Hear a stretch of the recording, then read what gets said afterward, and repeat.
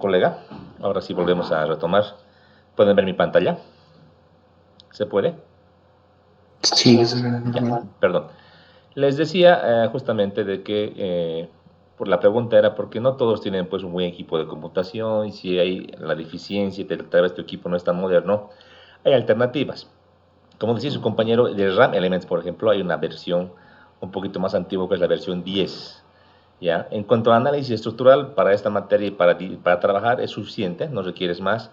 Pero para hacer usar el módulo de autodiseño, sí hay ciertas diferencias porque tienen las normas antiguas, hasta la norma, si mal no me acuerdo, 2005, ¿no? Que evidentemente en el tema de acero estructural no ha cambiado mucho.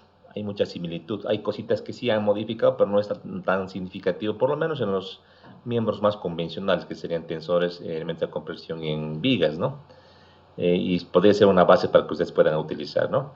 Otra opción que yo les doy es el SAP, no el 23, sino la versión más antigua, que podría ser la versión 16, la versión 14, 15, que si bien no tiene todo lo que tiene el último SAP, ustedes para las materias de análisis estructural y diseño no requieren todo. Entonces, el tema es conseguir una versión que sea estable y hay maneras pues, de poder instalar en un equipo sin que la fecha del calendario te vaya molestando, ¿no?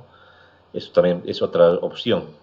También ETAPS es otra opción, que hay una versión que es un poquito más antigua, la versión 9, que tiene ya un ejecutable que no requiere más que tener el archivito o el instaladorcito, que no es un instalador, es un archivo ejecutable con que tú puedes ejecutar, llevar en un pendrive y trabajar en cualquier máquina, ¿no?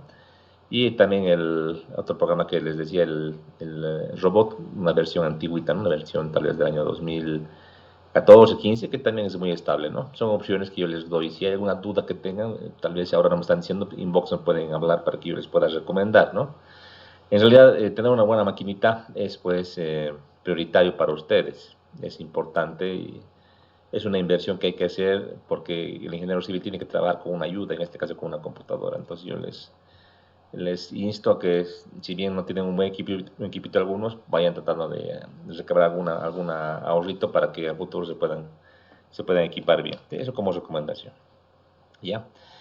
Bueno, el día de hoy vamos a comenzar con un pequeño repasito de lo que hemos hecho, de toda esta parte del cálculo del viento. Creo que si no lo vieron antes en otro cursito, ahora lo vamos a revisar. ¿Ya? No es tan difícil como lo han visto. Hay que seguir un procedimiento en función a lo que dice la normativa. Eh, Está dividido en capítulos. No olvidar que en la normativa hay dos partes. Uno es MWFRS, que es el sistema principal resistente al viento. Y la otra manera de ver este tema del viento es con component and cladding, que es componentes y rellenos, o componentes y complementos que se aplicaría para calaminas, para muros de ladrillo, vidrio, o sea, temas no estructurales, ¿no? En este caso, para la estructura principal usamos esta parte, ¿no? Y se divide en varios subcapítulos. El 26 es el capítulo madre. Y del 27 al 31 hay subcapítulos para poder ver casos particulares. El capítulo 29 es para aplicar a letreros, ¿no? Que en inglés tenemos la traducción de solid freestanding, que sería en este caso un letrero que podría ser en este caso de obra o que es de publicidad u otro que también puede ser más pequeño o más grande, ¿ya? Hemos ido haciendo el cálculo con el procedimiento del capítulo 29 en esos pasos que nos daban. Hemos determinado categorías, velocidad. El tema de la velocidad es un dato que hay que sacarlo, en este caso de la región, el sitio donde tú vas a hacer la construcción. Hemos dicho que hay que sacar esta parte de la norma boliviana 1225.003. En este ejercicio yo he tomado esta velocidad porque la tenía ya calculada para evitarnos más trabajito a la hora de hacer los cálculos de los factores, ¿sí? El factor de direccionalidad que está en función al tipo de estructura, 0.85, la categoría de exposición, que hemos visto que según la normativa puede ser B, C o D. ¿Por qué no hay A? Porque A es un lugar bastante recubierto y que antiguamente la norma de viento antigua tenía pues una explicación, ahora es parte desde B hasta D. B, zonas urbanas regulares, C, zonas más de campo abiertas y D, zonas totalmente llanas y que se aplican, por ejemplo, a zonas costeras o el altiplano, que podría ser también, ¿no? Como les decía. Eso es importante porque zonas más abiertas y llanas tienen un mayor efecto en las estructuras, lo que sería la carga de viento, ¿sí? La topografía, importante, hemos visto que hay dos casos que nos da la norma, uno que es una topografía con un escarpado y otro que es con una colina. Ambos generan un efecto de incremento de la carga de viento a cierta altura. En lugares planos, con topografía plana o regular, se asume que el coeficiente vale 1. En este caso no tenía la ubicación del poste, así que hemos asumido este coeficiente como 1. Luego hay un factor de elevación del terreno, que es un factor nuevo, que no había en las normas antiguas. Es más, creo que en la normativa boliviana no hay. Este factor es un valor que vincula la altura y la densidad del aire. Mientras más altos esté una ciudad o una zona, referido al nivel del mar, el aire se hace más fino, menos denso. Por tal motivo, el efecto del viento se va mitigando, se va reduciendo.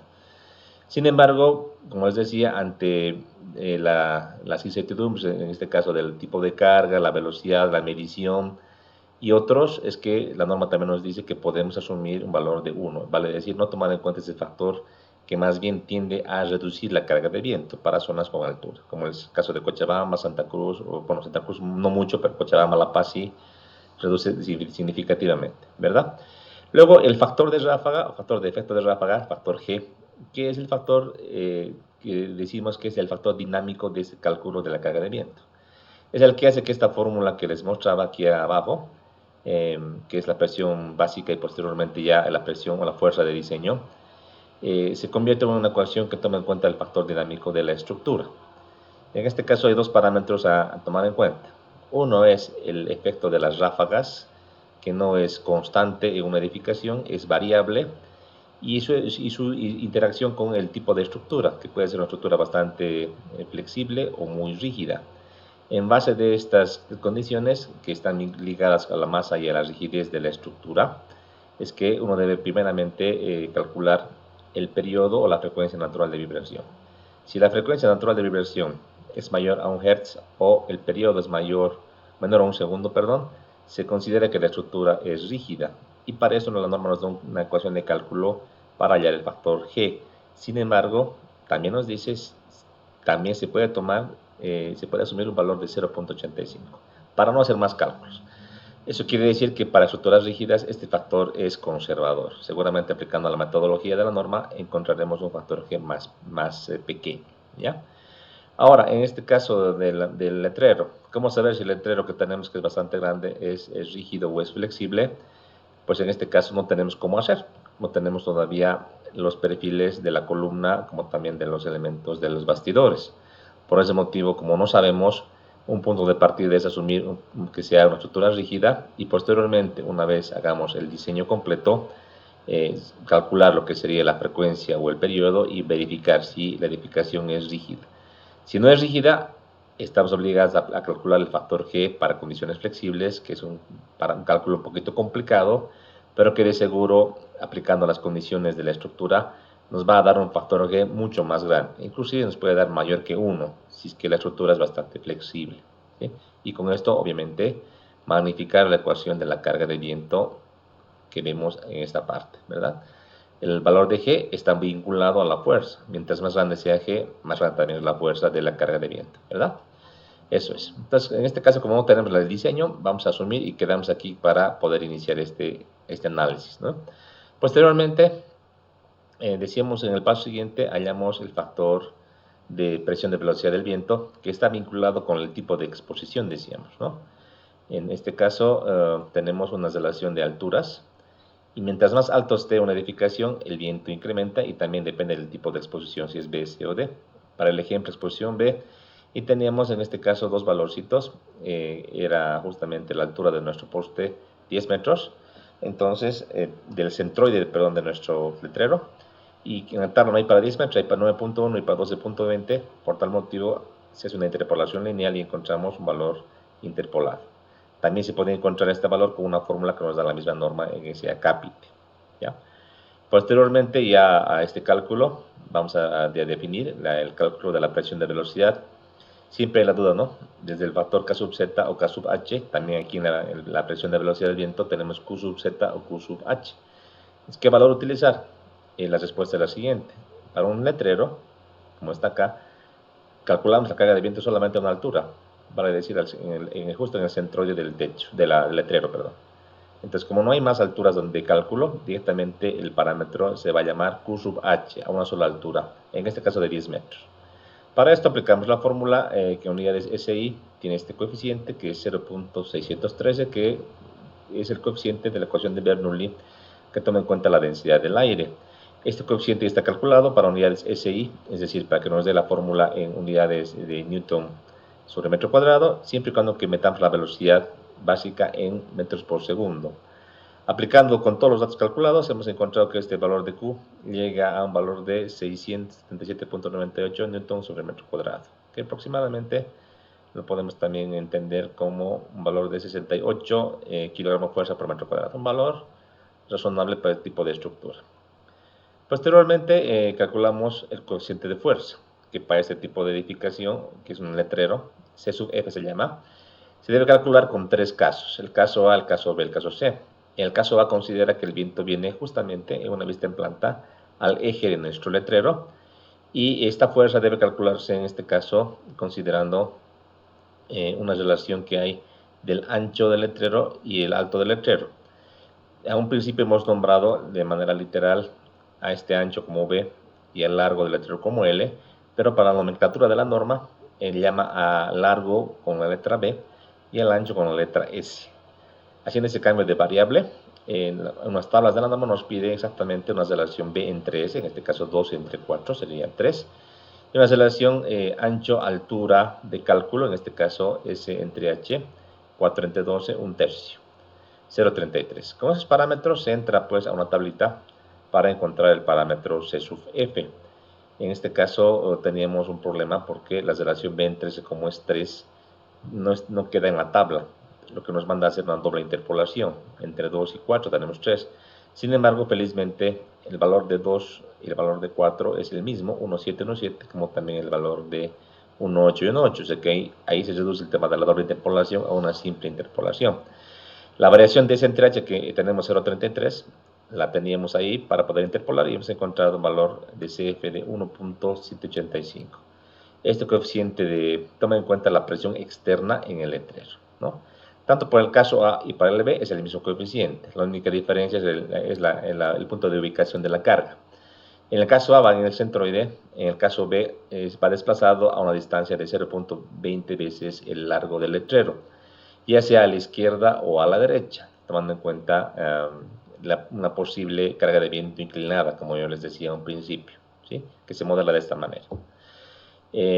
Posteriormente el caso C, que es el último caso que se tiene que ver para este análisis, toma en cuenta que la carga de viento es inclinada y viene justamente en una esquina, en una arista. Y en este caso, ¿qué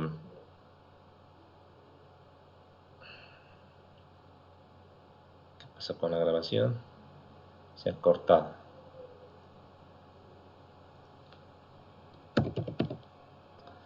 ¿Todavía se puede ver la pantalla? Podemos seguir viéndolo. Ah, ya, perdón. Se me ha cortado, no sé por qué. Bueno, les decía, el viento viene inclinado en una arista. Puede ser por la arista de la izquierda o de la derecha.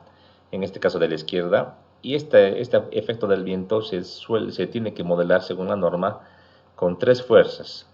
Decrecientes va desde la fuerza F1 más grande hasta la fuerza F3 más pequeña, en perspectiva como se muestra acá. Todo está en función a una relación que existe, en este caso B entre S. Aquí, por ejemplo, para B entre S, que sería largo entre ancho, tenemos 2 entre 4 metros 3. Nos revisamos la tabla de la norma para el caso C y nos da solamente tres posibilidades. Dice de 0 a S, de S a 2S y de 2S a 3S. Si se dan cuenta, es múltiplo de los 12 metros, como era de esperarse.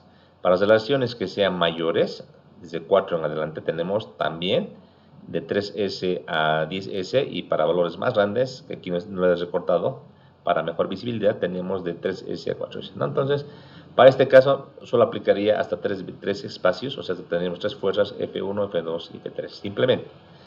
Para esto hemos ido leyendo directamente de la tabla 260, 1.70 y 1.15 respectivamente, para los rangos que les acabamos de explicar, ¿no? Bien, con estos valores de C sub F, posteriormente, tanto de la parte de C como de la parte A y B, por último se encuentra la fuerza de viento ya de diseño. Este cálculo de la fuerza de viento para letreros se toma en cuenta la siguiente fórmula, que es la presión básica del viento, en este caso a una altura H, el factor de ráfaga, el coeficiente de presión externa en el letrero, A sub F, y un parámetro A sub S. Este A sub S es el área de aplicación de la carga de viento. ¿Por qué? Porque el valor de Q está en unidades de fuerza entre área. Para llevar a fuerza en Newton, como dice esta fórmula, hay que multiplicar por un área, ¿ya? Entonces aquí vamos a revisar este pequeño calculito. Creo que alguien me hizo notar, acabando la clase del miércoles, que había un pequeño errorcito. Vamos a revisar, ¿sí? Yo, en lo particular, aquí tengo mi calculadorita, voy a ir revisando. Les pediría también que me ayuden, por favor, ¿ya? Alguien me ha indicado que había un errorcito y ahorita vamos a revisar, ¿ya? Q sub H, vamos a ver, del valor de la tabla de cálculo. Aquí está, 677.98, correcto. Factor de ráfaga, 0.85, correcto. C sub F, para el caso A y caso B, me voy a fijar. Caso A y B, aquí está, vale para ambos el valor de 1.785, correcto. Y el área de aplicación de la fuerza, revisamos. Para el caso A es todo el letrero. Déjenme hacer una pequeña marquita. Un segundito. Para el caso A, no sé por qué no me deja el marcador, pero lo haremos con textito. Es todo este letrero, toda esta área, que es 4 por 12. 4 por 12 son 48 metros cuadrados, ¿verdad? Y para el caso B también, si bien la fuerza está desplazada a un ladito, el área de aplicación, el área tributaria, es toda esta área. Igual es 4 por 12. Entonces es 48 metros cuadrados, como aquí había calculado justamente acá. A su vez, área de la señal, 48 metros cuadrados. Más que de la señal es el área de aplicación de carga, ¿ya? De carga.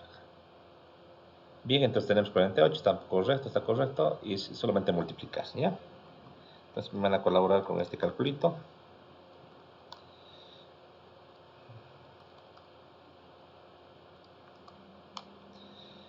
Y tengo 49.375. Bueno, lo he redondeado. Es bueno redondear siempre a un número entero. No es bueno tomar nada con decimales porque no es algo que nos quite precisión. Siempre se redondea al superior, ¿ya? Está correcto este valor. El segundo. Adelante. Ahí está. 79.920, correcto también. ¿Sí?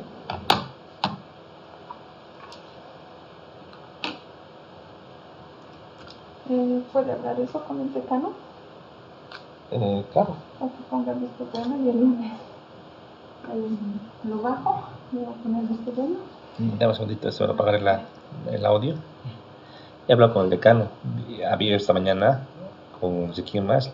Les ha puesto en su lugar, dice, o sea, que están, dice, día tranquilitos. Los de toda la facultad de Trancado, les ha puesto en su lugar. Y me han dicho, ya, bueno, cosas realmente solamente lo que les falta a cada carrera les vamos a ir llamando, entonces, de manera individual. A todos nos falta eso. ¿Esto? Ya. No, y también igual de la edad. Bueno, me ha dicho, si de la edad ella que tiene que tramitar no quiere hacer, por lo menos que eso hacer. Sí, ya. Los informes te cuento que me van a traer. Yo me mando el. Hidráulica no hacía. Por eso Tengo en digital. Sí, con su firma quiero, para apuntarlo aquí. Tengo firmado en digital. Ya, entonces hidráulica me manda. Ya. Pero dice adjunto, esto. He visto que de laboratorio de pavimentos son 2, quiere 80. Y de laboratorio de geotécnica es 1 y 1 de 80 y 56. De laboratorio de radio 2 de 80. Solo quiere arriba de los que sean más. De 40 normal va a pasar. Sí, eso le dije al decano ahora, hablé con él. Y me dijo, y el reñir me ha hecho, para coser el trámite me ha hecho. Pero igual mandaremos nomás. Sí, también. Sí, los informes, el hidráulica me manda mi celular, te lo voy a Pero recibir. no les va a poner esto bueno. Claro, sí, sí, yo eso lo voy a llevar. El lunes, yo voy a llegar aquí a las 8, me lo das y yo le voy a llevar. Ya, Pongo esto. por favor, Sí, sí. y le mando a don Pedro y ¿Ya conoces? sí, nos van a mandar la notita. Ya. Mejor voy a preguntar cuando esté la nota para recoger, porque está también chance de dejar. Ya. Y más esa nota, un poco mejor. Con eso lo entregaré y después ya verá de gente. Ya. ¿Ya? ¿Está bien? Ya. Yo tengo luz, no, ¿sí? Listo, gracias, Chamita. Sí, ahora sí, perdón, estaba justo viendo a mi secretaria, jóvenes, para disculpar. El segundo valor también nos da muy bien, 71.920. ¿Sí? Redondeando también, ¿no? Como sale punto 11, no hay problema de redondearlo hacia abajo. No hay incidencia en el cálculo. El tercero, que es el caso, bueno, el caso C también acá, ¿no? Caso C de 0,4 metros. Aquí hay una observación. Se van a fijar ya. Aquí se me pasó esta parte. Ya me parece un poquito raro este valor tan grande de la carga F2 para nosotros. Es muy grande. Y también, ¿qué ha pasado? Aquí vamos a revisar.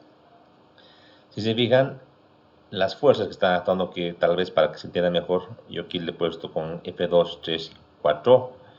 Y aquí voy a colocar entonces, tal vez para no confundir, ¿qué les parece? Esto voy a borrar así y le voy a cambiar. Le ponemos F nomás para el caso A y B, y que vaya esto como F1, F2 y F3 para el caso C. Así para no confundir, ¿ya? La nomenclatura. Aquí le pondremos para el caso A y caso B. Entonces, si se fijan acá en la parte de la gráfica, se van a dar cuenta. Estas fuerzas, su área tributaria, o área de influencia, perdón, no es todo el letrero, es por partes.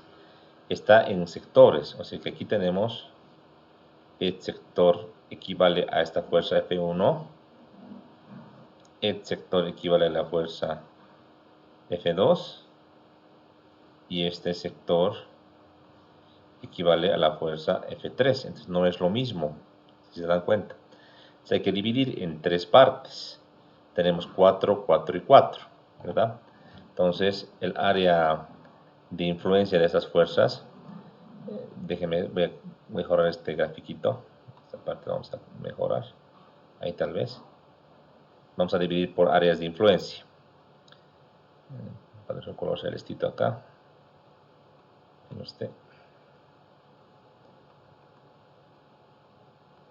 ¿Listo? Ahí. Entonces, para este F1, su área de influencia es hasta por acá. Hasta aquí. Para el F2 también. Hasta acá. Hasta ahí. Y F3 es lo siguiente. Se dividiría en tres áreas iguales de 4 metros de ancho. 4, 4 y 4. ¿Ya? Entonces, para cada fuerza, ya sea F1, F2, F3, como es simétrico, tengo que sacar el área, por ejemplo, para F1, como puesto en la gráfica, toda esta área es la que yo tengo que tomar en cuenta. Entonces, es un ancho de 4, pero un largo de 4 y un ancho de 4. Entonces, sería 4 por 4, 16 para F1, para F2 y para F3. Entonces, aquí voy a cambiar. Aquí vamos a tener un área, tal vez para mejorar el cálculo. Aquí pondremos para el caso A y caso B. Y un área aquí lo pondría un área sub S de 4 por 4 metros cuadrados, vale decir 16 metros cuadrados para el caso C. Aquí vamos a cambiar. Sí, esta parte sí estaba con un errorcito. Ya me parecía algo raro, ¿no? Una fuerza demasiado grande era para que incida pues, en ese caso. Esa parte se entiende, ¿no? ¿O hay alguna duda? Esta parte que estoy corrigiendo. ¿Se entiende esa parte? Sí, se entiende. Gracias. Nos iba a dar perfiles gigantes, pues si decíamos con esa caja de viento. Perdón, se está desconfigurando otra vez, no sé por qué. A ver, ahora sí. Entonces modificamos también estas respuestas en kilonewtons. A ver si. Listo. Entonces, calculemos por favor. Tendríamos aquí con 16.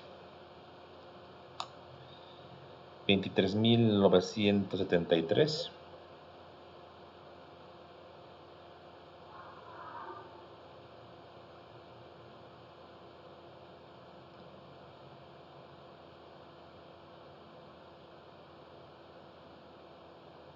$23.97.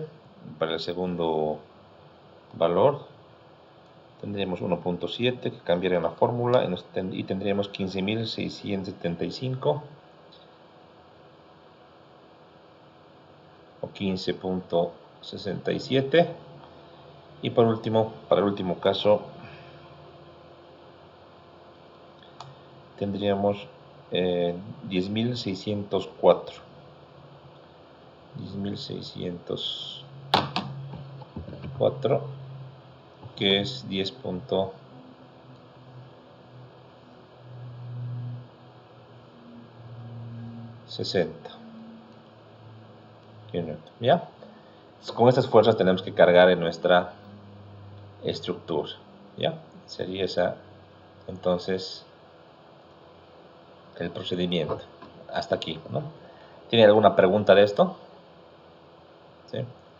Ya, lo que tenemos que hacer ahora es cargar estas cargas que hemos encontrado a lo que sería el modelo de RAM Elements. Para eso hay que dibujarnos el modelo del letrerito en AutoCAD, en un DXF, importar en el RAM y poder hacer ya el análisis estructural. Y ya podemos tener el tema de reacciones, deformaciones, evidentemente tanteando con una suerte de perfiles iniciales, ya sea para el poste y para la estructura del letrero, ¿ya? Eso por el tema de que ahora estoy en una máquina que no tengo el RAM instalado en esta máquina específicamente, lo vamos a hacer yo creo que en una clase extra. Yo creo que mañana vamos a hablar, para darnos tiempito, un cachito para poder hacer en una clase adicional, ¿ya? Esto. Lo que quiero hacer ahora es este mismo procedimiento, pero esta vez para un techito. Entonces déjenme agarrar una página nueva y voy a hacer acá otro ejercicio. Tal vez ahora lo haré en blanco porque no sé, el color negro no me deja rellenar, por ejemplo. Y aquí voy a hacer el viento para una, en este caso, vivienda.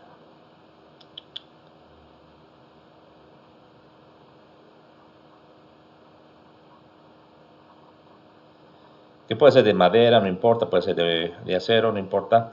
Y nos vamos a dar una geometría, ¿ya? Nos damos una geometría, por ejemplo, así una geometría simple en dos agüitas o dos caídas con dos pendientes. Y tener, por ejemplo, este tipo de cubierta tipo, ¿ya? Tener este tipo de cercha tipo en la edificación. Y tengo aquí un alerito que sobresalga y tener este tipo de edificación, ¿ya? Y como el que estoy ahorita dibujando. Pequeñita, no importa, ¿ya? Tal vez también para entrar al tema de carga viva nos va a servir esto. Y vamos a ponerle un nivel más. Dos niveles, ¿ya? Aquí tendríamos el terreno natural. Aquí le vamos a dibujar con otro colorcito. ¿Ya? Pues aquí tendríamos el terreno natural.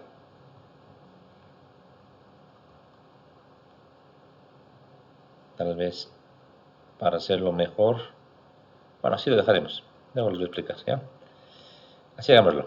Entonces, para una edificación pequeña como la que les estoy mostrando, que vamos a darle unas dimensiones, en este caso, una altura de piso, démosle, digamos que es un salón grande, ya démosle unos 5 metros,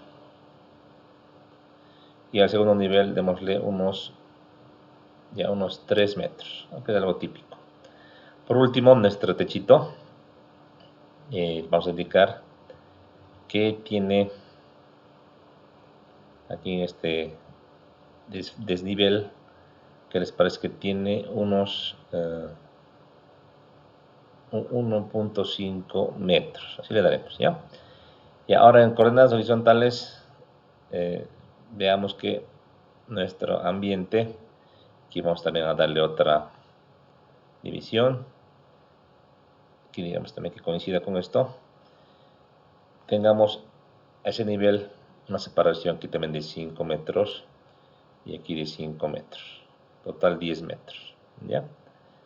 Total 10 metros, 1, 5, ya, 10. Esa será una sección transversal, una vista en planta de esa edificación. Podríamos acotarle de la siguiente manera, tener una vista así, y que tengamos repetido esta sección, esta cerchita, voy a poner con un colorcito diferente, tal vez así.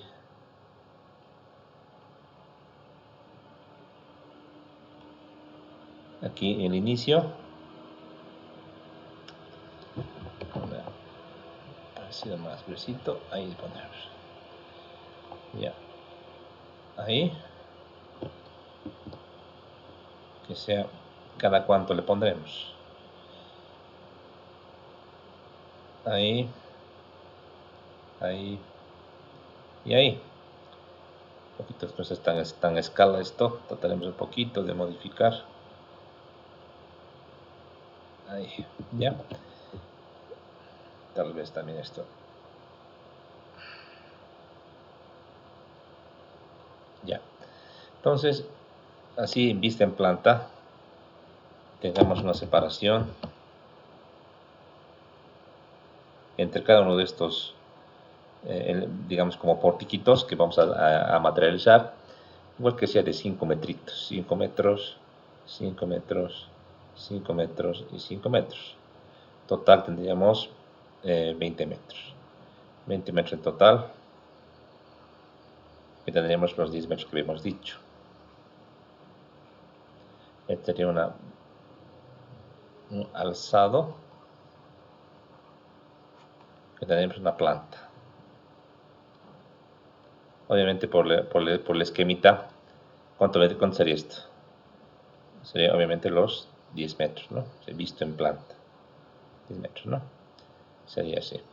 Aquí tendríamos la línea de la cubiertita que está justamente a la mitad, ¿no? El techo. Ya, ahí está. Entonces, para este tipo de vivienda,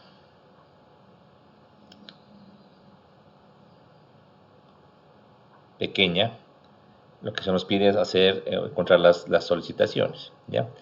Para esto vamos a entrar a un análisis, ¿no? Para esta vivienda,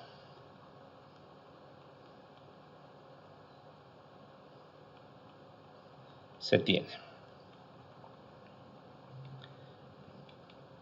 Supongamos que esta vivienda está ubicada en, ¿qué les parece? En Cochabamba. Está en el centro de Cochabamba. Tal vez no, algo un poquito mejor. Le pondremos Punata, ¿qué les parece? Está ubicada en Punata. Tenemos una cubierta, pongámosle ya de acero, y toda la estructura, y todas vamos a hacer una combinación ya, todo lo que sería la estructura, pongámosle de madera ya, madera. Vamos a hacer algo interesante, ¿no? Solamente todo es de madera o todo es de acero, pero aquí hagamos esta combinación. Solo la armadura es de acero y todo lo demás es de madera, tanto el entrepiso como las columnas y demás, ¿ya? ¿Qué más? Como dato de este ejercicio. En cuanto al uso de la edificación, es directamente un uso particular de una familia. Eso para la carga viva. ¿Qué más? Aparte de esto, podemos indicar de que para la edificación que esté en Punata, ¿qué tipo de cargas tenemos que verificar? Cargas muertas, cargas vivas, viento, y aquí aparece lo que sería el granizo. ¿Por qué el granizo? Porque el granizo ya aparece y es importante en edificaciones como la que les muestro, que están expuestas al medio ambiente y que tienen un área como esta cubierta que va a estar sometida en este caso, alguna vez a recibir una nevada no, sino una granizada, y que le va a generar una sobrecarga en el techo. Esta carga vamos a ver que es importante e incidente, ¿ya? Tal vez para no salirnos de contexto y hacerlo más rapidito, más interesante, comencemos con el viento, ¿ya? Y como ya tenemos experiencia, lo vamos a hacer rápido. Entonces vamos a hacer, inciso A, comencemos con el tema del viento. Luego voy a irme al revés, pero quiero comenzar con el viento como tenemos ya la experiencia del anterior caso que habíamos visto, ¿ya? Para el viento rápidamente lo que tenemos que hacer es entender de que esa edificación ya no es un letrero. Para esto vamos a ir a la norma de viento y voy a irme al capítulo 26. Al capítulo 26. Rápidamente volvemos al capítulo 26. Aquí es la parte inicial. Aquí. Y aquí hablamos de que en la tabla que habíamos revisado del cálculo de estructuras principales, ya el capítulo 27 habla del método direccional por cualquier tipo de edificaciones. Capítulo 28, el capítulo de envolvente para edificaciones pequeñas. Y capítulo 29 decíamos procedimientos para edificaciones con aperturas y otras estructuras como la que vimos en el anterior caso, ¿verdad? 31 todo un elemento que en este caso no aplicaría. Entonces, para nuestra casita tenemos que aplicar o el capítulo 27 o el capítulo 28, no hay de otro. Déjenme lo voy a hacer un screen para llevar, ¿ya? Entonces, tendremos esas opciones para hacer nuestro análisis de la carga de viento. Entonces, ¿cuál opción utilizamos, no? ¿Qué sería una edificación low rise? Esto voy a aclarar, ¿ya? Edificación pequeña quiere decir. Pequeña en altura. Entonces aquí en la misma norma va explicando qué es un low rise y aquí nos va a decir que la edificación low rise, y me voy a llevar esto también con una capturita para poder explicar mejor, se refiere a edificaciones donde la altura H es menor o igual a 60 pies o 18 metros. Entonces, en este caso, se refiere a este tipo de edificaciones. Hay dos condiciones, pero la principal es la altura, ¿no? Ya, entonces, dice lo siguiente. Primera condición, para que sea clasificado como pequeña, dice la altura media del techo. Esto tiene que entenderse de la siguiente manera. En esta edificación que tenemos esta formita, más ratito, ahora sí. Tiene esta formita en sección, en alzado, pues la altura media del techo se refiere a este puntito, decíamos el centro de la gravedad del techo.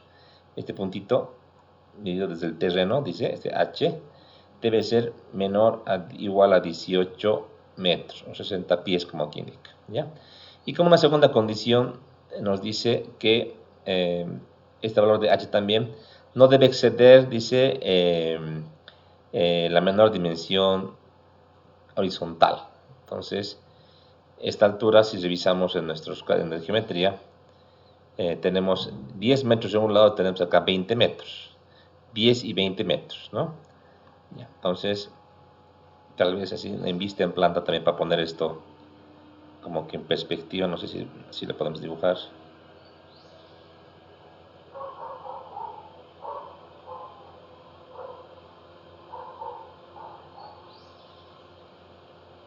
Ya, así.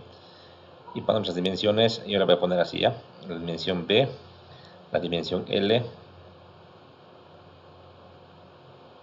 y la dimensión H, que es el centro de gravedad del techo, para esta vivienda. Entonces, H debe ser menor que B y H debe ser menor que L. Entonces, para nuestro ejercicio, vamos a revisar nuestra altura H. Aquí déjenme copiar esta parte para no volver a dibujar este alzadito.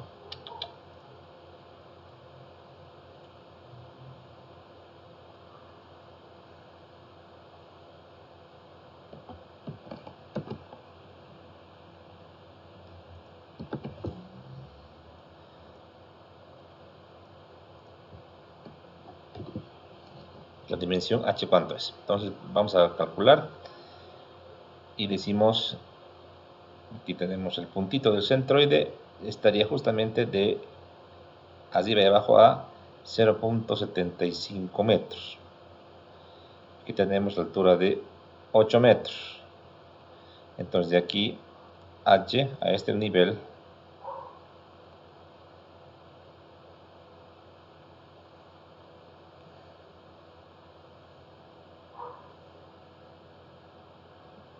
tenemos igual a 8.75 metros.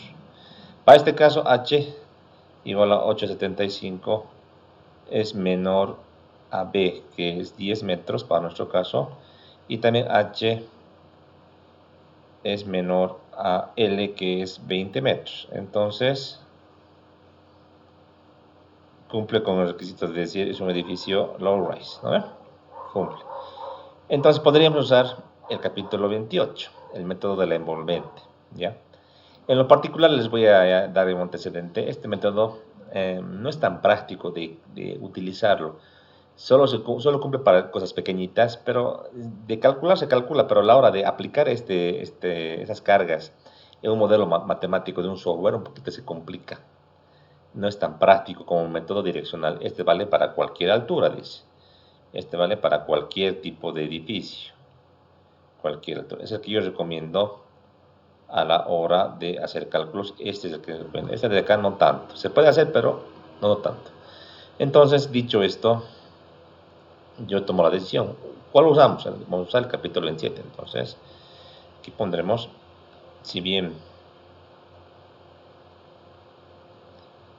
cumple para capítulo el método de la envolvente, se decide el método más general, el mejor método direccional, que está en el capítulo 27, ¿ya? El que vamos a aplicar. Dicho esto, vámonos al capítulo 27, pues, ¿no? Aplicar esta metodología. Rápidamente saltamos este capítulo 26 y vamos al capítulo 27. Por cualquier duda que tengan me van a preguntar. Ya aquí es un poquito más difícil, ya en el cálculo no es como en el letrerito, ya es un poquito más complicado. Para no complicarnos como tanto con la definición, vámonos a los pasitos, ¿no? Aquí están. Estos pasitos igual me los puedo copiar, no hay problema, los podemos copiar. Para no estar yendo y viniendo, tal vez nos puede servir un poquito más fácil de hacerlo así. Y vamos a nuestra hojita. Vamos a cortar esto y vamos a ir yendo por partes, como dice nuestro documento. Entonces, primeramente, tenemos que hacer el paso 1 y es la categoría de riesgo. Entonces, igualito, ¿no? Paso 1. Aquí voy a cambiar de punterito, ¿ya? Paso 1. La categoría de riesgo. Una vivienda, eso ya expliqué en la anterior clase, ¿no? Una vivienda, usualmente para una familia, no significa un riesgo sustancial para muchas personas, sino para la familia y alguien más. Entonces, categoría 1 no aplica, porque categoría 1 es solamente algo que es temporal, o es una granja, un granero, algo que no signifique riesgo para la vida humana. Una casa ante su colapso sí significa un riesgo, pero para pocas personas. Entonces, la categoría de riesgo para este caso es 1, perdón, categoría 2. Categoría 2. Esto ya me tiene que creer, pero que si hay alguna duda me van a preguntar, ¿ya? Está en la norma esto. Vamos con el paso 2. Vamos a encontrar, dice, la velocidad básica del viento. Ya. Velocidad básica del viento, sabemos que tenemos que encontrar, decíamos, medido a 10 metros de altura y por lo menos una ráfaga mayor o igual a 3 segundos. Esto está tabulado y así vamos a encontrar para Punata. Ahora sí, aplicando el método que les he explicado de la norma ASCE. Entonces, en el 1225 trataremos de abrir la norma 1225. Aquí vamos a colocar 1225 y la número 3 será, ¿no? Esta es la principal, no los comentarios. Y vámonos a ver la tabla que tiene Cenami para la carga de viento, por la fuerza de viento, perdón, la velocidad de viento. Y aquí tenemos este cuadrito. Trataremos de buscar, si me colaboran también ustedes con su PDF, porque he subido el material, está en la plataforma. Busquemos Punata, ¿ya? Trataremos de buscar Punata. Aquí tenemos Aikile, Ansaldo, Arani. Vamos a ver si es que hay una estación cerca de Punata o en el Valle Alto. Chipiriri no, Chuquichuqui tampoco, Cochabamba, o sea, zona central de Cochabamba, no nos compete. Colomi tampoco. Cochabamba, busquemos otro. Aquí tenemos Independencia, tampoco está muy lejos de Independencia. Y extrañamente solo 14.20, es muy extraño. Yo conozco Independencia. La J. Chimore tampoco. Misque, que está un poquito más lejos que el Valle Alto, mucho más lejos. Pairumani, que es al Valle Bajo más bien, al otro lado. Busquemos otro en Cochabamba. Aquí tenemos Tarata, aquí cerca a lo que es Punata, ¿no? Tarata cerca a lo que es Punata, 21.11. Y tenemos Vinto, que es Valle Abajo, no nos sirve. Y ahí acaba la tabla, no tenemos más valores, ¿verdad? Entonces sería 21.11, lo más cercano que tenemos. Cochabamba es 40, ¿no? Es casi el doble. Y aquí tenemos 21.11. Entonces estamos con la duda. Tampoco Tarata es tan cerquita de Punata, tiene su cierta distancia. ¿Qué hacemos? Podemos ir a la tabla, perdón, a la gráfica que tenemos de Bolivia, si bien no está tan bien hechita ni tan en detalle, algo nos puede servir. Y ver en qué parte está Punata. Estas tablas están en metros por segundo, ¿sí, no? Y ven en qué lugar está Punata para poder colocar un valor cercano a estas curvas de isovalores, ¿no? Pero está muy separado, ¿no? Como lo ubiquemos, creo, esta parte, más fácil de hacer nomás de la tabla. Aquí, perdón, el valor de Tarata, el 21, contra el valor de Cochabamba que teníamos acá, de 40, 44, hay mucha diferencia. Entonces, aquí hay que tomar una decisión. Yo me animaría a tomar un valor intermedio. Como no hay de Tarata, yo voy a tomar aquí un criterio, ¿ya? Tenemos aquí para Cochabamba, que anotemos, vale, aquí no existe en la NB 1225003. Tenemos en Cochabamba un valor de 44.30 metros por segundo. Y tenemos para Tarata, lo más cercano a Punata, decíamos, no está Tarata, aquí, 21.11, ¿no? Quisito, 21.11.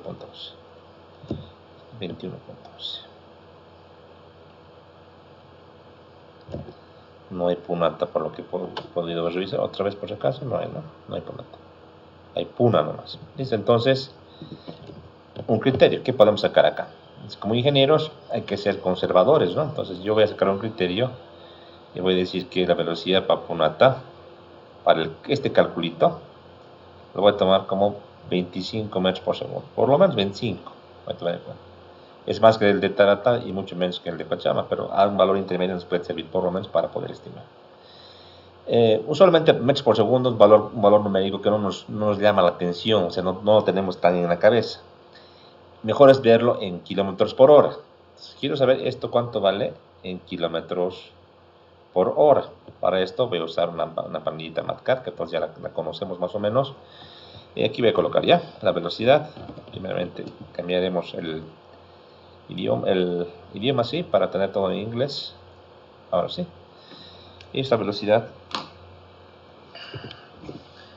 de 25 metros por segundo y la voy a llevar ahora exactamente a kilómetros por hora. ¿Ya? Y tenemos una velocidad de 90 kilómetros por hora. A mí me parece igual poco, les cuento, 90. Antiguamente, antes de esta norma NB 225, teníamos un criterio en Cochabamba, de manera general, ¿no? Por lo menos para 100 kilómetros por hora. Posteriormente se fue un poquito moviendo arriba para 120, era con lo cual se calculaba ya sea en Cercado como también en las demás provincias. Tener 90 me parece muy poquito. ¿Qué les parece si le llevamos a esto a un valor un poquito más grande? Entonces lo que yo puedo hacer es esto cambiar a kilómetros por hora y aquí llevar esto a metros por segundo, ¿verdad? Para tener esa idea. Entonces para 100, ¿cuánto sería? Para 100 kilómetros por hora tenemos aproximadamente 27. ¿Qué les parece si usamos 28, un valor redondeado? Entonces voy a tomar este criterio de 28. 28, por lo menos 100, ¿ya? 28 metros por segundo, perdón. Por lo menos 100 kilómetros por hora, como está aquí, ¿ya? Ya con este valor calculado y un poquito razonado, ¿ya? Ahora vamos a hacer el paso siguiente. Paso número 3. Dice encontrar varios parámetros, como ya conocemos. Comenzamos con el parámetro de K sub D. K sub D para el tipo de edificaciones, ¿cuánto vale? ¿Dónde está este valor de K sub D? Todos los parámetros están en el capítulo 26, ¿ya? Entonces vamos al capítulo 26, rápidamente. Y aquí tenemos K sub D. K sub D para lo que serían edificaciones, buildings, como está acá, sería un valor de 0.85, tanto para el sistema principal como para los componentes. Tomamos 0.85 entonces. K sub D 0.85.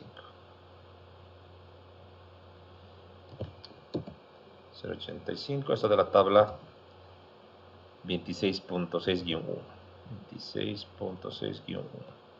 La tabla, ¿no? Posteriormente, vamos con el valor del factor topográfico, pero la exposición.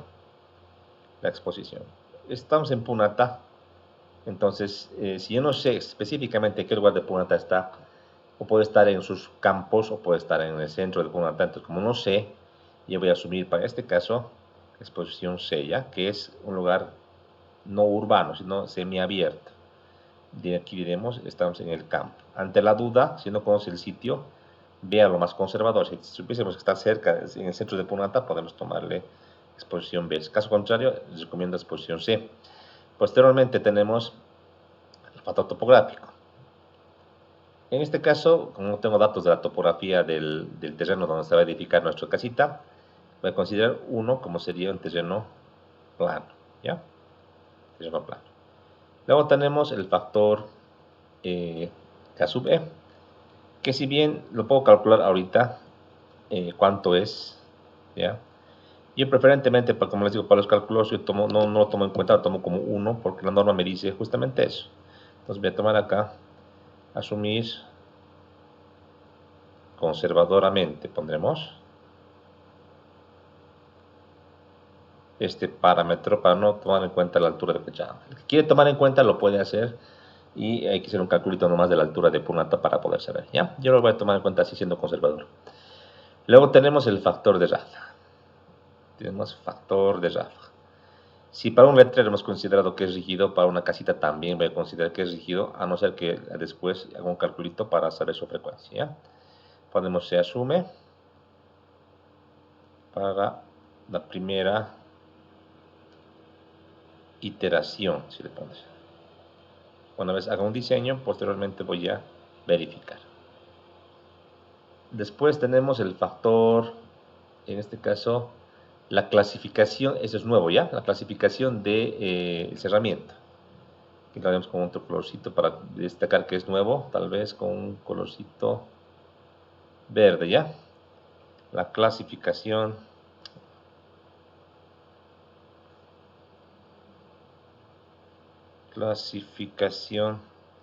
de encerramiento o cerramiento, ¿ya?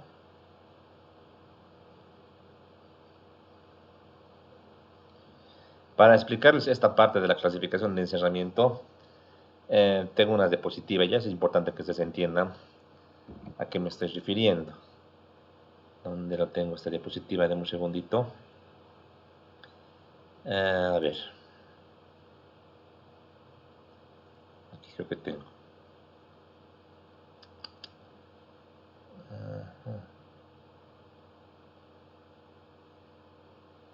A ver. Deme un segundito. Voy a buscar, deme un segundito para dejar de compartir y enseguida lo vuelvo a compartir, por favor, ¿ya? Vamos a poner pausita. Ahorita vamos a... y les voy a mostrar. Ya. ¿Se puede ver las diapositivas? ¿Sí? ¿Se puede ver? Sí, ya. Entonces, en el caso de viviendas es un poco distinto. El viento, como hemos explicado al principio, es un fenómeno el cual es como un fluido, ¿no? Que tiende a verse interrumpido por una obstrucción, que puede ser en este caso una serranía, una casa, y tiende a envolver esta obstrucción y salir por fuera. Este flujo no es uniforme ni constante, tiene variación en cuanto a la intensidad y la duración de las ráfagas. Y además, al salir de este cuerpo, se generan como unas turbulencias que se llaman vórtices, ¿ya? Todo ese fenómeno es la carga de viento. Ahora, en edificaciones hay casos particulares. En edificaciones, probablemente, si hablamos de la parte externa, este es un alzado, ¿ya? Ven el fluido del viento, pase y se vaya de la edificación. Al hacer este paso, justamente donde choca el viento, en esta paredcita donde choca el viento, pueden ver aquí mi mouse, se le conoce como pared en barlovento. Es un término técnico de las cargas de viento. En realidad, desde la cumbrera hacia la izquierda todo es barlovento, de la cumbrera hacia la derecha todo es sotavento. Son las zonas que existen en una edificación. Ojo que aquí el viento viene de izquierda a derecha. Si el viento vendría de derecha a izquierda, sería lo contrario, sería barlovento, sotavento, ¿ya? Bueno, con esa explicación ahora vamos adelante. Este muro se llama muro en barlovento. Sin importar la altura del muro, se considera una distribución como la que se muestra, ¿ya? Obviamente, mientras más alto sea el muro, la variación del viento va a ir cambiando con la altura, va a ir incrementando con la altura, ¿ya? Este empuje o presión se le considera con signo positivo. En el letrero hemos considerado solamente empuje, por si acaso.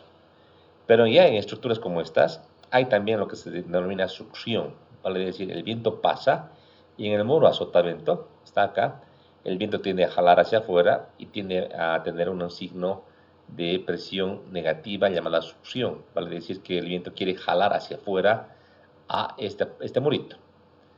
Aquí tenemos succión, aquí tenemos presión, ¿verdad? Bien. Ahora en el techo ocurre lo siguiente. En dependencia del ángulo del techo, que puede ser mayor o menor, este empuje del viento en el barlovento le puede producir presión o le puede producir succión. Presión hacia adentro, succión hacia afuera. Todo está en función del ángulo. Si es que el ángulo es bien pequeñito, o sea, un ángulo chiquito, digamos 10 grados o menos, sí o sí va a ser succión. Si el ángulo es muy grande, una cubierta como de iglesia, digamos 50 grados o más, va a ser presión, como en el murito. Y un ángulo intermedio entre, yo diría, 20 y 40 grados, un poquito más, ya tiene ambos efectos. O sea, en algunas ráfagas el techo va a querer salir hacia afuera y en otras ráfagas va a querer entrar hacia adentro, esta presión del viento. Entonces, que para los cálculos tenemos que hacer si se quiere, dos estados de carga. Uno será para presión, otro será para succión. Eso ocurre solamente en el techo a barlovento. En el techo sotavento siempre es succión, siempre va hacia afuera, siempre. Esa es la explicación. Pero este efecto que les estoy mostrando es el efecto del viento exterior. Se ha medido en investigaciones de que no todo el viento que llega sale efectivamente, sino que hay algunas pérdidas. ¿Qué es lo que pasa? Las edificaciones tienen aberturas, tienen ventanas, tienen puertas, etc.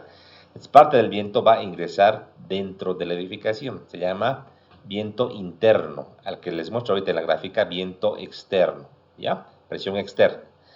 Viendo la presión interna, ocurre esto, y quiero que se entienda de una manera adecuada. Creo que tengo otra grafiquita más para explicar. A ver, aquí está, aquí se ve ver mejor. Entonces, supongamos que el viento viene de izquierda a derecha. Si aquí tengo aberturas, ventanas, por ejemplo, una parte del viento que no se va a ir por afuera va a ingresar al ambiente, ¿verdad? Este viento interno en el muro a barlovento le va a producir como una, en este caso, succión por dentro, ¿verdad? Porque le va a jalar hacia la derecha. En el techo a sotavento, perdón, siempre le va a generar esto también hacia un jale hacia abajo, o sea, una succión. Eso se ha medido, no es como la presión externa que es más o menos. Aquí simplemente siempre va a ser hacia abajo. Luego llega al techo a sotavento y quiere empujar para salir por fuera de la casa o de la vivienda. Tienes presión, siendo positivo. Y tienes por último presión, siendo positivo, en el muro a sotavento. Eso para el viento, repito, interior. ¿Se entiende? Lo que pasa es que el viento, una parte de este viento va a salir. Si aquí había ventanas, aquí también va a haber ventanas, ¿no? Algunas puertas también. Pero no todo al 100% seguro que va a salir, porque el viento se va a ir difuminando o dispersando por todo este ambiente. Una parte sale, entonces choca el viento, el que no ha podido salir, y vuelve hacia atrás, regresa hacia atrás. Y en este caso cambian los signos. En este caso, este muro que estaba Eso también a un principio que estaba con presión, ahora está succión justamente con este techo, y los otros techos y muros van a estar a presión. Va a chocar y otra vez va a volver y así hasta acabar un circuito, ¿ya? Entonces, en definitiva, una estructura, sea cual sea, en este caso de una vivienda, está sometida a dos tipos de efectos, una presión externa y una presión interna, y ambas deben ser consideradas para su cálculo. Ahora ahí viene la pregunta. La norma ha hecho mediciones, investigaciones y se han dado cuenta de lo siguiente. La cantidad de aire que ingresa dentro de la edificación está en función al número de aberturas y es incidente el efecto final que existe en la fuerza de viento. Entonces hay que clasificar las edificaciones en edificaciones cesadas, parcialmente cesadas, edificaciones abiertas, principalmente. Actualmente hay una clasificación última que también habla de parcialmente abiertas. O sea, 4 clasificaciones. Antiguamente y típicamente eran, os repito, cerradas, parcialmente cerradas y abiertas. Si fuese abierta la edificación, sería más o menos considerado como si fuese un tinglado, ¿no? Como en este caso del tingladito que está acá. Por ejemplo, viene el viento, como aquí no hay nada, entonces el viento interno, que no existe, pasa nomás. Entonces acá esta fuerza de viento interna no se desprecia. Pero si tenés una edificación común y corriente, una casita, realmente las aberturas, el número de ventanas y puertas y demás aberturas es variable, ¿no? No es igual tener una casa común y corriente de madera, tenemos una casa de ladrillo, un hotel, o sea, es variable. Y por eso la norma nos pide clasificar el encerramiento en función a las áreas de las aberturas. El chiste es encontrar área de aberturas y comparar con el área de los muros que no tienen aberturas para sacar una relación de porcentaje. Para esta clasificación, que ya les he explicado con este pequeño detalle, aquí vamos a ver, esta es nuestra hojita, dice lo siguiente, ¿no? Esta clasificación de encerramiento dice, vea la sección 26.12, vamos a ver la 26.12, ¿ya? Es 26.12.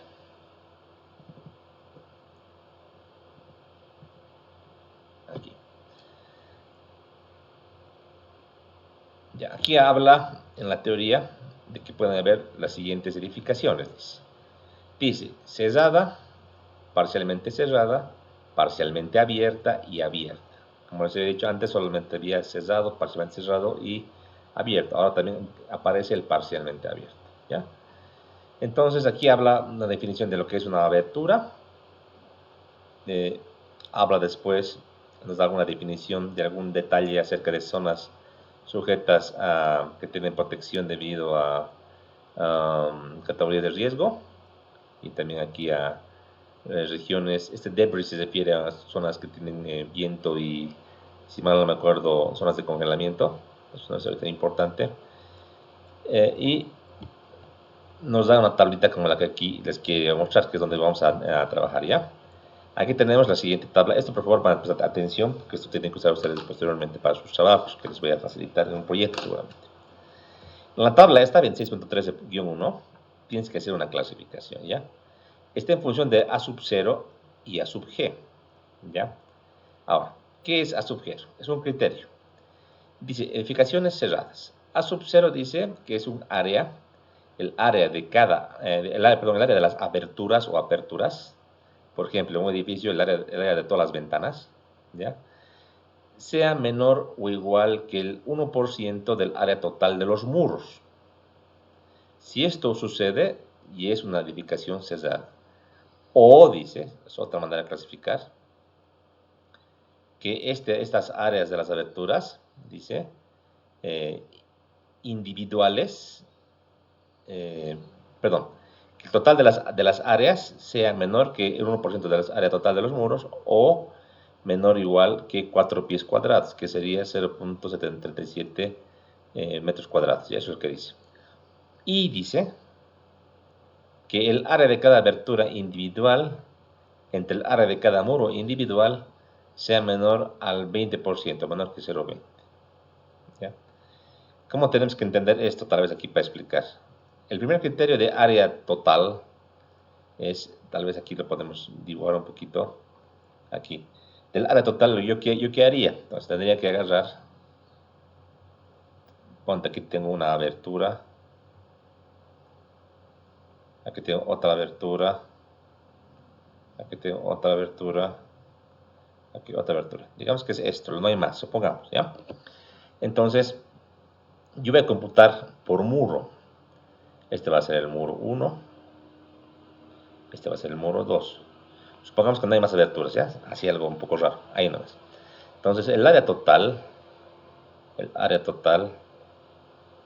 a su vez, sería el área 1 más el área 2 más los opuestos, ¿no? Aquí es 3x4, área 3 más área 4, ¿verdad? Donde hay aperturas, solo en 1 y en 2. Entonces, el área de las aberturas sería el área de las aberturas del muro 1 más el área de las aberturas del muro 2. Ahí está, sumamos. Aquí, por ejemplo, base por altura, en 2, una puerta, aquí un vidrio, un vidrio, sí, aquí 2 vidrios. Hacemos el calculito y comparamos con las áreas totales. Entonces, sacamos un porcentaje, decimos área sub 0 entre área sub g. Y sacamos un porcentaje. Si este porcentaje es menor al 10% del área, menor al 10%, perdón, a 1%, o sea, menor a 0.01, 1%, es cesado. O que esta área sub 0 sea menor o igual a 4 pies cuadrados. Y, ahí engancha el y, un poco pues confunde, aparte de esto que hemos verificado, y el área individual de cada una de las aberturas comparado con el área del muro sea menor que 0,2. Entonces, aquí tengo cuántas aberturas. Digamos, aquí voy a llamarle,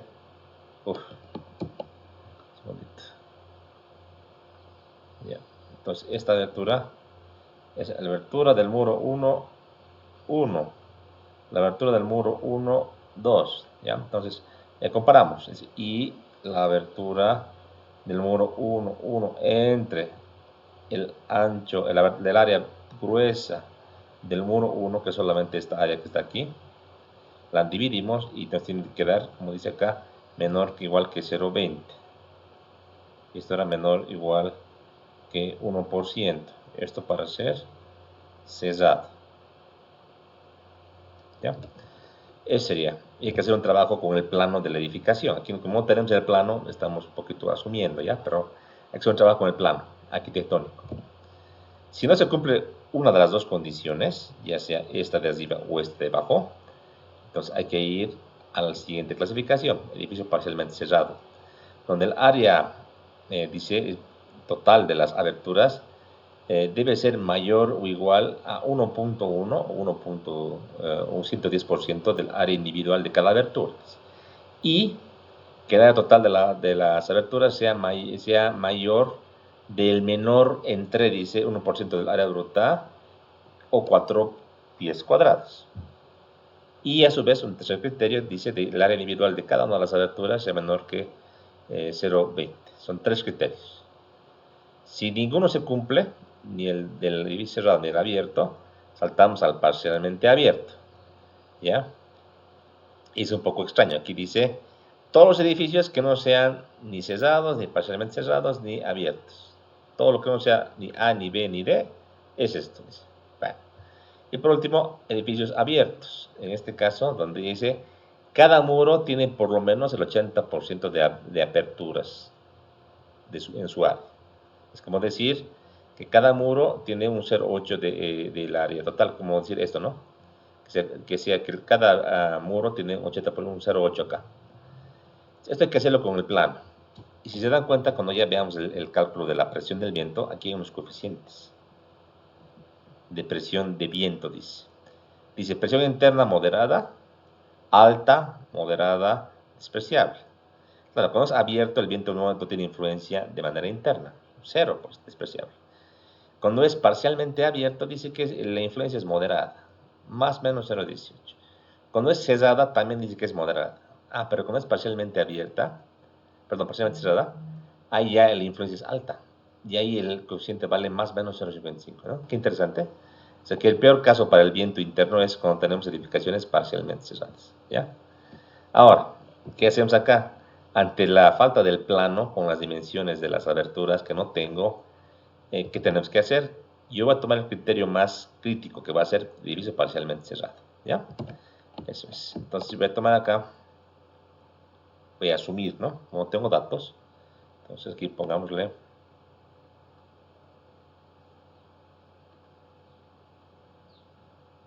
ante la falta de datos arquitectónicos, aquí ponemos aberturas, tomamos en este caso parcialmente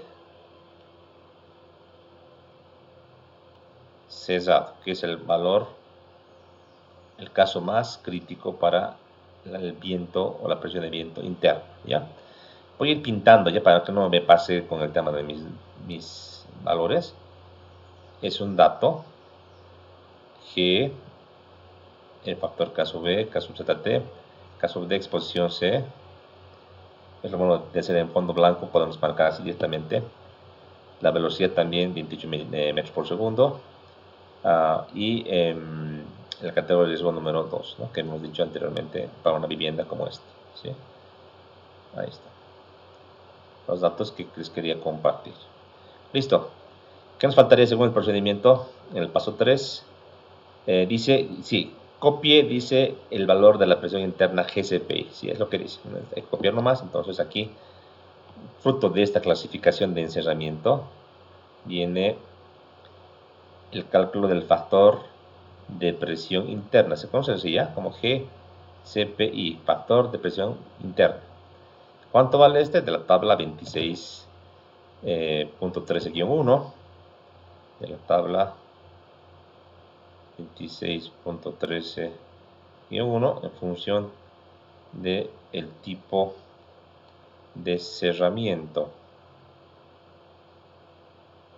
Entonces GCPI tenemos más o menos 0.55. ¿Por qué dos signos? Y explicado, ¿no ve? Porque puede ir el viento de izquierda a derecha, se choca con la pared, vuelve. Entonces hay dos signos, siempre es así, dos signos. Más o menos 0.55. Como les mostraba en esta gráfica, ¿verdad? En esta gráfica. Por eso es más o menos. Ya. Listo, tenemos ya prácticamente todos los datos de la parte 3. ¿Qué más nos faltaría? Ya irnos directamente al paso 4. El paso 4 dice determinar la presión de velocidad del viento, el factor de presión de velocidad del viento, el K sub Z, ¿no? Entonces, paso 4. Aquí voy a colocar, me voy a venir por la izquierda ya para no perder hojita. Es paso 4, un color, sí, azul está bien. Paso 4, el parámetro K sub Z o K sub H. Vamos a ver, ¿ya? ¿Cuál aplica? Voy a copiar la gráfica que teníamos de la reedificación. Nuestro alzadito. Esto lo voy a copiar. Lo vamos a copiar así.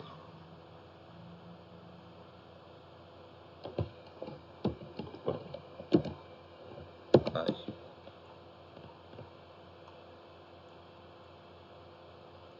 Para que nos ubiquemos. Este factor tiende a modelar, en este caso decíamos, el efecto de la altura, ¿se acuerdan? El efecto de la altura y el viento. Entonces hemos dicho en la teoría, ¿se acuerdan? Que el viento varía con la altura. Entonces yo aquí voy a considerar que el viento viene en el sentido.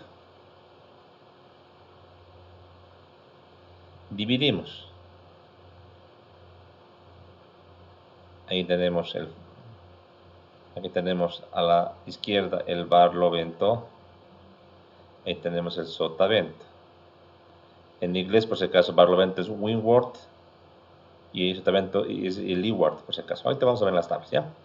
Entonces el viento viene de esta forma. Tal vez este 1.5 voy a mover para que no me interrumpa.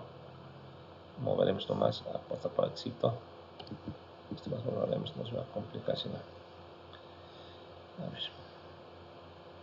Ya, entonces viene el viento de esta manera. Teóricamente viene desde 0, pero hemos explicado que la norma toma un valor constante a una altura y de ahí recién viene la parte variable. ¿Se acuerdan? Viene así de esta manera. Ya como llega la estructura, ya se acomoda. Entonces, como aquí tengo 5 metros, yo me acuerdo que más o menos eran 4 metros y fracción la velocidad constante. Hasta aquí es constante. Hasta por aquí. De ahí cambia. Y se va a hacer así. Para mi modelación estructural inicial que yo voy a hacer, quiero cargar el viento de manera puntual en cada nivel, en cada piso. Entonces voy a medir el viento. Primeramente, otro colorcito nos marcaremos. Voy a medir el viento en algunas cotas, ¿ya? Primeramente, en esta cota 0. A este nivel, viento en esta cota 5 más 0, 0. A este nivel del techo, aquí, quiero medir a una cota de 8 más 0, 0. Y para el techo hemos dicho, cogemos lo que es el centroide del techo. Quiero medir el viento a una altura h, que desde el nivel del terreno, ¿cuánto va a ser? Va a ser 8.75 metros. ¿Ya? Entonces tengo esas cotas para poder medir el viento. Tengo este nivel de 8.75, tengo 8, 5 y 0. Entonces aquí voy a poner una tablita, voy a colocar zetas. Quiero para 0 metros, quiero para 5 metros, para 8 metros y para 8.75 metros. Hay gente que por seguridad no coge el centroide del techo y va con esta cota de aquí arriba. También se puede hacer, pero la norma nos dice el centroide del techo. Entonces yo cojo nomás lo que dice la norma. ¿Ya? Bien, para estas alturas yo voy a agarrar y voy a encontrar el parámetro K sub Z. ¿Cómo encuentro el parámetro? Interpolando, decíamos, ¿no? Vamos a ver acá. Entonces vamos a chequear nuestra normita. El parámetro K sub Z debe estar por aquí justamente. Por acá atrás. Aquí estamos, ¿no? Entonces, puedo interpolar, pero se me hace medio complicado, ¿no? Fíjense, ya no coincide nada. Tengo pues 5, 8, 8, 8, 75. Fíjate, ninguno tengo acá y me voy a complicar. Mejor cogeré la fórmula para poder hacer. ¿Qué fórmula? Las que están aquí. Voy a copiarme esto para llevar a mi hojita. A mi hojita, ¿ya? Entonces, control C. Y aquí vamos a pegar esta formulita.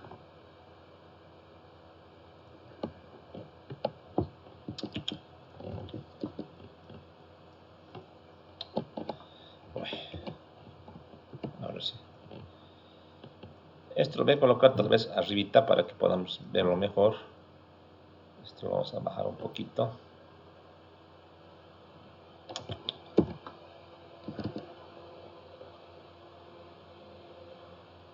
Ya, esto necesito.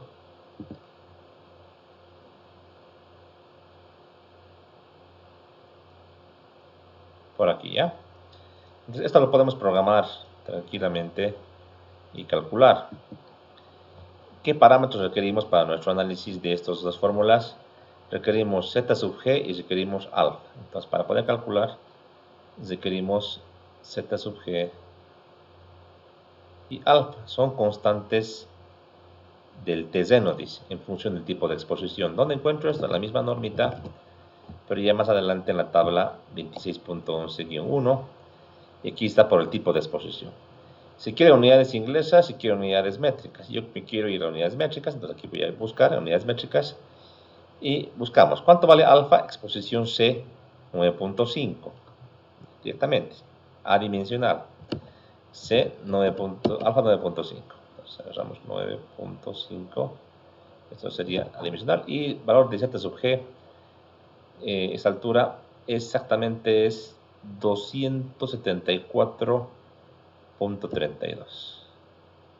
274.32 metros. ¿Está todo bien? Correcto, ¿no? Todo está correcto. Listo, entonces ya con estos parámetros yo puedo calcular. Entonces, para hacer lo más interesante, esto vamos a hacerlo en MATCAROS. ¿Qué les parece? Rápidamente, de hecho que hay que hacer en planilla, ¿no? Todo este calculito, pero estamos haciendo ahorita más didáctico. Vamos a entender. Aquí nos da una relación de 4,6 metros, ¿no? Que les decía, el viento constante hasta 4,6 metros, que no coincide con los 5 que yo tengo, así que no importa. Entonces, como quiero para 5 metros y para 4,6, porque quiero 0 metros para el terreno, voy a calcular, ¿ya? Primeramente, diremos control T para Z menor o igual a 4,6 metros. Entonces, vamos a calcular dos puntitos. Entonces, parámetros. Z sub G, tenemos 274,32 metros. Y el parámetro alfa, 9,5. ¿Verdad? Entonces, calculemos para este parámetro K sub Z. Y tenemos 2,01 multiplicado por 15. Que en este caso, les aclaro, si le ponemos 15, serían unidades inglesas. Hay que ponerle aquí 4,6, es algo que es un poco de error esta formulita, nos explica cómo hay que hacer, ¿no? 4,6 directamente metros, ahí como está, metros, y aquí ponemos Z sub G, todo el exponencial de alfa, perdón, 2 entre alfa. Listo. Entonces, ¿cuánto nos sale? 0,85. Si quieres aumentarle el tema de las decimales, aquí entramos en matemático, decimales, y aquí puedes aumentar. Fíjate, está con 4, mantiene nomás los 2 decimales. Yo lo voy a dejar con 3 decimales, me parece correcto. Ya está. Ahora para una altura que sea mayor a 4,6 metros. Entonces, para Z mayor a 4,6 metros, la fórmula cambia y aquí ya no entra pues 4,6, aquí entra el valor de Z. Entonces, calculamos ya. Aquí para un Z, podemos hacer con una matriz, pero para hacerlo rápido ya, aquí hagámoslo uno por uno. Para Z de 5 metros, tendríamos un parámetro de 0,865. Para un Z de 8 metros y para un Z de 8,75. Vamos a copiar. Para hacer una prueba, por ejemplo, estoy equivocando, voy a revisar. En la norma tengo un dato para poder comparar, ¿verdad? Entonces puedo agarrar y puedo irme aquí arribita a la tabla y hacer una comparación. Por ejemplo, de 0 a 15 pies, de 0 a 4,6 metros hemos dicho, es 0,85. Hasta ahí se cumple, 0,85, ¿verdad? Ok, verificar. Para una altura, a ver, conocida, ¿qué les parece? En metros, pongámosle 9,1, ¿ya? Pues para 9,1 voy a probar. Debería salir 0,981. Aquí sale 0,98. Perfecto, dos decimales. Para una altura, digamos, de 30,5 metros. Entonces, 30,5 metros. Tenemos 1,266. Correcto. Está redondeado, ¿no? Está bien la fórmula y yo solamente voy a volver a lo que tenía anteriormente, ¿no? Verificar. Listo, entonces voy a copiar esto en mi planillita. Entonces, para la altura de 0, directamente 0,85. 0,85. Para una altura de 5, 0,865. Para 8, 0,955. Y para 8,75, 0,973. 0,973. Notar que para la fórmula de cálculo del techo, aquí le llama H. Entonces, para este caso, yo le voy a llamar a este parámetro que está aquí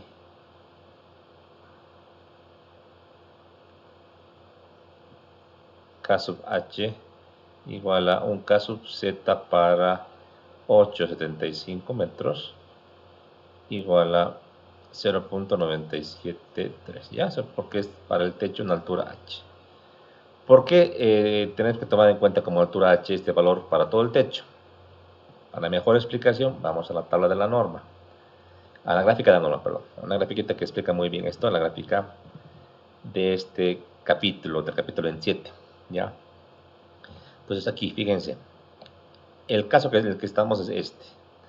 Una vivienda con 2 caídas o 2 aguas, como pueden ver ustedes acá, y que en el cual el viento viene de izquierda a derecha, el viento, ¿verdad? Vista en planta, esto es una planta, digamos que una altura, digamos como esta planta, ¿ya? En el muro, a barlovento, es una presión. Aquí es constante, claro, es constante en una planta, ¿no? Ahí es constante. Y para el cálculo de la presión externa, ¿qué parámetros entran? Entra Q sub Z, entra el factor de ráfaga y entra C sub P. ¿Se acuerdan que en el letrero era C sub F? Aquí se llama C sub P en este tipo de cálculos. Coeficiente de presión externa del viento se llama, ¿ya? Para el muro a sotavento, que es este, es el mismo cálculo. Sin embargo, aquí cambia solamente en este parámetro que le llama, aquí era Z, aquí es H. ¿Qué ha pasado? Es que para lo que es muro a sotavento, como aquí puedes fijarte en esta gráfica aquí, se considera, no es exacto, sí, pero se considera, para fines de cálculos, que el viento, sin importar la altura del edificio, es constante, la succión es constante. Entonces, esa constante se calcula, dice, esa presión del viento a una altura H. ¿Qué H? La altura del medio del techo, como aquí está en esta gráfica. ¿Se entiende? Entonces los muros hay diferencia. El barlovento siempre Z, porque es variable con la altura. El sotavento siempre H. Ahora, si se dan cuenta, algo lógico y que hay que explicarlo, es que el viento cuando viene, decíamos esta ráfaga, viene y envuelve el edificio y luego sale en ambos sentidos, ¿de acuerdo? Así. Entonces, los muros perpendiculares al viento, que sería, los muros que son paralelos al viento, perdón, este de acá y este de acá, se llaman muros laterales, muro lateral, pues tienen una succión, porque quiere jalar hacia afuera, ¿no? El viento. Numéricamente es el mismo valor. En ambos casos numéricamente es Q sub H por el parámetro del factor de ráfaga y C sub P. Es el mismo valor para los dos. Sin embargo, se debe poner en el cálculo de manera global. Si fuese esto como un prisma, como un cerro, es como que se equilibra, ¿no? Se va a equilibrar. Pero aquí tenemos vigas y columnas, y eso a veces no me entienden. Como tenemos aquí vigas y columnas, aquí una columna, digamos. La influencia de esta carga de viento de succión se va a dar en este ámbito. Y para la carga de viento de abajo se va a dar en este ámbito. Que si bien de manera global se desprecian, porque ambos se cancelan, de manera local en cada elemento influye este viento lateral, en los muros laterales. Eso tiene que entenderse, por si acaso, ¿ya? Igual en estos muros se calcula a una altura H. ¿Qué altura H? Repito, el centro de gravedad del techo. Otra vez aquí. Ahora, viendo en el alzado, en la elevación, para lo que es la cubierta específicamente, es lo que es la cubierta, vale decir esta pendiente y esta pendiente.